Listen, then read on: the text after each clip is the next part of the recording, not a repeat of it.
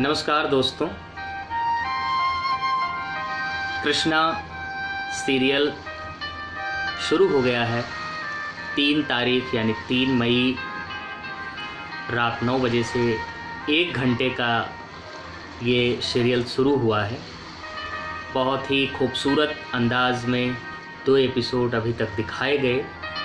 आज तीसरा एपिसोड दिखाया गया, जिस पर मैं आपके साथ चर्चा करने के लिए आज बैठा हूँ। जैसा कि मैंने कहा था कि पिछला 2 एपिसोड इतना खूबसूरत रहा क्योंकि द्वापर से पहले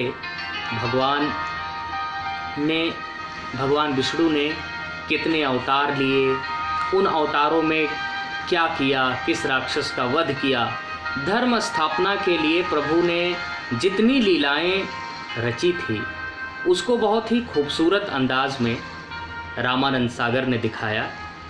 लेकिन पता है आपको कि चूँकि कृष्णा का अभिप्राय भगवान कृष्ण के जीवनी से है, उनके कृतित्व से है, उनके व्यक्तित्व से है, इसलिए इस पे रामानंद सागर को जल्द से जल्द आना ही था।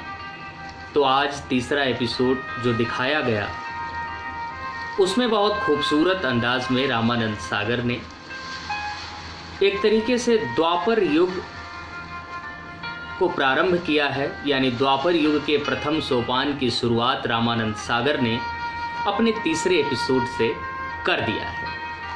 आपको पता है कि ये कहानी, ये द्वापर युग भगवान कृष्ण के इर्द गिर्द ही घूमता है।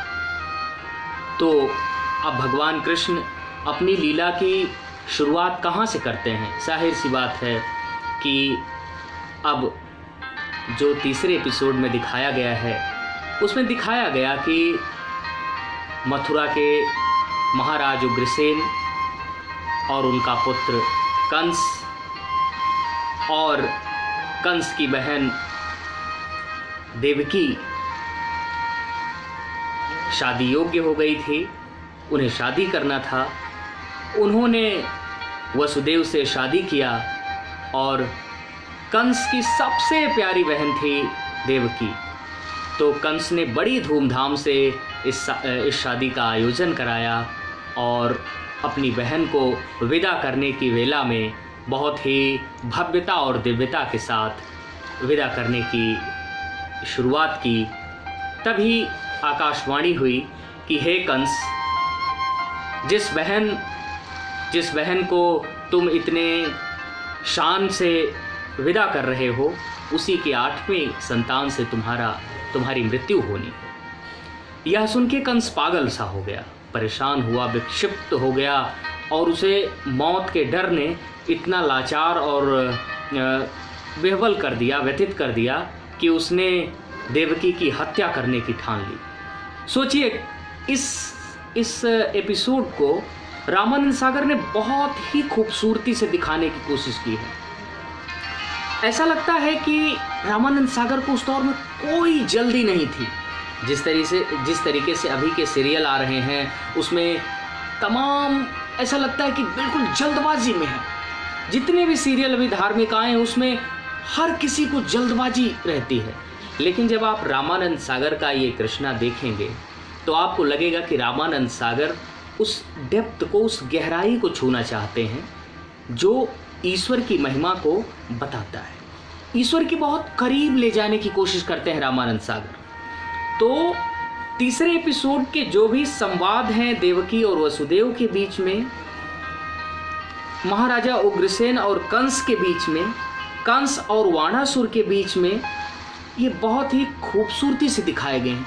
एक एक शॉट, एक एक फ्रेम इतनी खूबसूरत तरीके से आपको द्वापर युग के शुरुआत में ले जा रहे हैं कि आपका मन प्रसन्न हो जाएगा।